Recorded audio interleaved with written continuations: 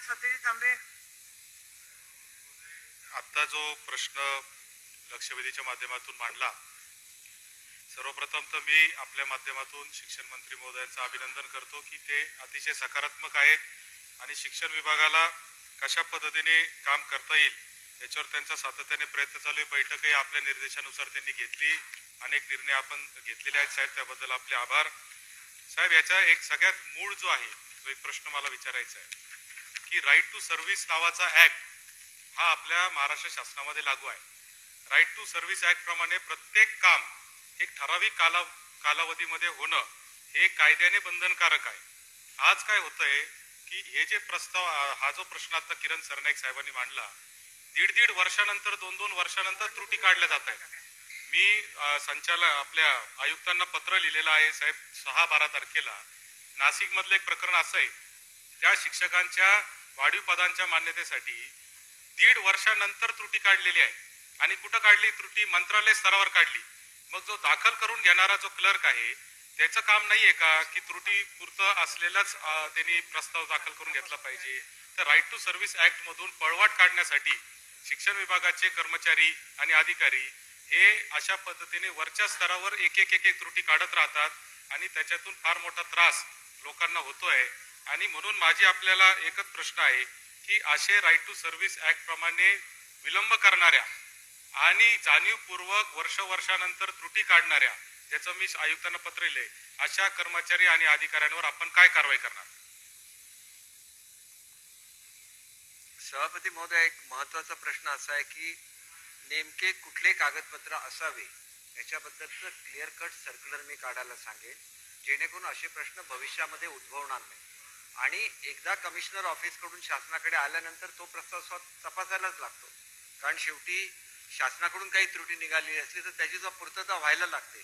त्याच्यामुळे अशा प्रकरणामध्ये खरोखर मुद्दाम त्रुटी काढलेली की त्रुटी होती आम्ही पडताळून बघू, परंतु केवळ त्रुटी काढली म्हणून कुठल्याही अधिकाऱ्यावर कार्यवाही करता येणार नाही, कारण अशी केली तर मग सत्य काय पडताळून बघण्याची गरजच लागणार नाही. सभापती महोदय, आपल्याला आणि सन्माननीय आमदार साहेब, मी आपल्याला सांगू इच्छितो, कोट्यावधी रुपये शासनाचे मागचा फरक म्हणून अनेक संस्थांनी घेतले. एक आपल्या नाशिक मधलीच अशी संस्था आहे की ज्यांनी 500 कोटी रुपये अनधिकृतप्रमाणे सायफन केले आहेत शासनाकडून. मग अशा लोकांना आपण सोडायचं का? त्याच्यावर आम्ही 500 कोटी रुपये त्याच्यावर आम्ही FIR दाखल केली आहे. परंतु सभापती महोदया, मी आपल्याला सांगू इच्छितो की हे पैसे त्या संस्थेच्या संचालकांकडून वसूल करण्याच्या संदर्भात सुद्धा योग्य कार्यवाही करा असे सुद्धा आदेश मी दिलेले आहेत. कारण शासनाच्या पैशाला शेवटी हा गोरगरिबांसाठी असलेला पैसा आहे. केवळ शिक्षकांच्या जुन्या नेमणुका दाखवायच्या नाही, मी तसं डिस्क्लोज करू शकणार नाही, परंतु मी आपल्याला उदाहरणार्थ सांगितलं की ही रक्कम ही जवळजवळ याच्या आसपास आहे, 400 ते 500 कोटी रुपयाच्या संदर्भात. एवढ्या जर मोठ्या संस्था आहेत आणि त्या शासनाकडून एवढ्या मोठ्या प्रमाणात पैसे जर घेत असतील अनधिकृतप्रमाणे किंवा खोटे कागदपत्र करून, तर आम्ही मोठ्या प्रमाणात मोहीम चालू केलेली आहे की जेणेकरून पुढच्या काळात असं होणार नाही. आम्हाला जर विद्यार्थ्यांना साधं एक अंड्याचं, आम्ही अनेक वर्षाची मागणी होती की आम्हाला अंडी द्या म्हणून, एकाला अंडी द्यायला सुद्धा 140 कोटी रुपये लागतात. आम्हाला विचार करायला लागतो. पहिल्यांदा मी अंडी द्यायला सुरुवात केली, जे व्हेजिटेरियन आहेत त्यांना केळी द्यायला सुरुवात केली. परंतु कधीतरी आम्ही विद्यार्थ्यांवर खर्च करणार की नाही की आमचे पैसे असेच आपण दुसऱ्या कामासाठी लोकांनी आमचे पैसे सायफन करायचे? हा पैसा सुद्धा एकदा याला शिस्त आणल्यानंतर जास्तीत जास्त पैसे विद्यार्थ्यांवर कसे खर्च करता येईल हा आमचा प्रयत्न राहील. यंदा सुद्धा आम्ही सगळ्यांना युनिफॉर्म्स दिले, सगळ्यांना शूज दिले, सॉक्स दिले, वह्या दिल्या, तो खर्च, त्यांची स्कॉलरशिप वाढवली. अशा तऱ्हेने आपल्याला एक धोरण घ्यायला लागेल की ज्याच्यामधून प्रोत्साहन मिळेल. माझी शाळा सुंदर शाळा, जवळजवळ 87 कोटी रुपये हे मुलांच्या वेगवेगळ्या त्या शाळांना बक्षीस म्हणून दिले जाणार. शाळांची परिस्थिती सुधारेल, तिचा एज्युकेशनचा दर्जा सुधारेल, असं आपल्याला करायला लागेल. आणि अशा बाबतीत कठोर कारवाई करायला लागेल. तर आपल्या सर्वांचं सहकार्य मला अपेक्षित आहे की अशा रीतीने जर कोण चुकीने वागत असेल, आपण मांडलेला मुद्दा मी मान्य करतो की राईट टू सर्व्हिसेस याच्या खाली कुठले कागदपत्र लागतात, आम्ही पुन्हा एकदा सर्व कागदपत्रांची यादी देऊ, आम्ही सूचना देऊ की तुम्ही या सगळ्या कागदपत्रांची पूर्तता केलेले प्रस्तावच पाठवा आणि त्याच्यानंतर जर कोणी असं वागलं तर त्याच्यावर आम्ही कारवाई करू. ठीक आहे, आता ही लक्षवेधीची चर्चा भरपूर झालेली आहे. म्हणणं आहे बघा, या वर्षी जर संच मान्यतेप्रमाणे वाढलं तर त्याला आम्ही पुन्हा घेण्याचा विचार करू, त्याच्या संदर्भातली पॉलिसी ठरवू. परंतु पूर्वीच्या संचमाने जमेल, कारण आता जवळजवळ 650 लोकांनी 650 संस्थांनी आपल्या मागण्या नोंदवलेल्या आहेत पोर्टलवर. एकतर विद्यार्थी मोठ्या प्रमाणात ही तक्रार करतायत की भरती कधी सुरू होणार, आणि भरतीची प्रक्रिया सुरू झाल्यानंतर आपण असं काहीतरी केलं तर त्याला खीळ बसेल. आणि त्याच्यामुळे माझी विनंती आहे की आता कुठल्याही परिस्थितीत त्या मुलांना एकदा न्याय मिळवून द्या. एकच प्रश्न जो काल मांडलेला आहे की रोस्टर कुठेतरी तपासताना चुकलेला असेल तेवढ्यापुरतं मी बघेन आणि त्या जिल्ह्यापुरतं बघेन. एरवी ही भरती कुठल्याही परिस्थितीमध्ये होणार. हा, आता अरुण लाड यांची लक्षवेधी मंत्री महोदय सभागृहात आहेत. मी फक्त नोंद करून ठेवते. त्या उद्या वेळ झाला तर घेऊन येतं, पटलावर ठेवायला लागतील त्या मला. तर त्याच्यामुळे तुम्ही त्याच्या आधी जयंत पाटील यांची लक्षवेधी आहे, लक्षवेधी क्रमांक 6. क्रमांक 6.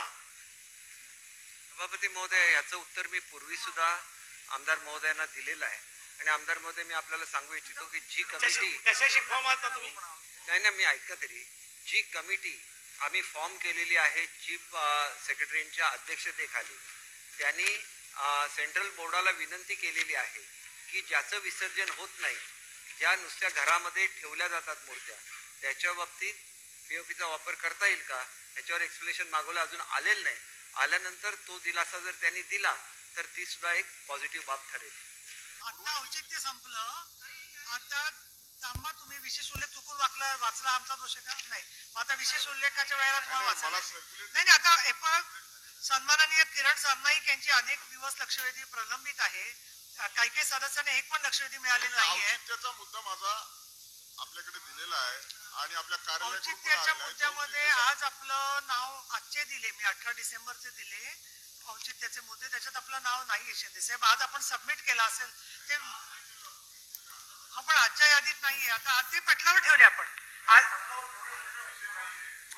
नको, आता त्याच्यात निगोसिएशन नको. मी नंतर देते तुम्हाला, नंतर देते. बसा जरा खाली.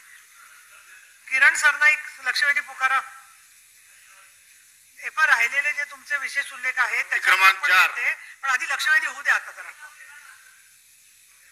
नंतर सभापती महोदया वितरित केल्याप्रमाणे तोपर्यंत थांबायचं. सन्मान्य सभापती महोदया, दिनांक 6 फेब्रुवारी 2023च्या शासन निर्णयानुसार प्राथमिक, माध्यमिक व उच्च माध्यमिक शाळा वर्ग तुकड्यांना अनुदानास पात्र करून शासनाने 1100 कोटी रुपये वितरित केल्याबद्दल शासनाचे मी मनापासून आभार मानतो. विशेष करून आमच्या शिक्षण मंत्र्याचे मनापासून आभार मानतो की त्यांच्या कार्यकालात फार मोठा ऐतिहासिक निर्णय हा झालेला आहे. परंतु माझा प्रश्न असा आहे की प्राथमिक, माध्यमिक व उच्च माध्यमिक शाळा वर्ग तुकड्यांचे प्रस्ताव हे संचालक स्तरावर प्रलंबित असून त्या शाळांचे मूल्यांकन देखील सन 2019 मध्ये झाले असल्याने माननीय मंत्री महोदय, अशा शाळांचे प्रस्ताव शासन स्तरावर बोलावून कधीपर्यंत या शाळांना अनुदान घोषित करणार आहात? हा माझा पहिला प्रश्न. माझे 4 प्रश्न आहेत, मी 2 पहिले मांडणार. दुसरा प्रश्न माझा असा आहे की 6 फेब्रुवारी 2023च्या शासन निर्णयानुसार विविध कारणामुळे अपात्र ठरलेल्या शाळा व वर्ग तुकड्यांना आपण स्वयंअर्थ घोषित करणार आहात असे सांगितले होते.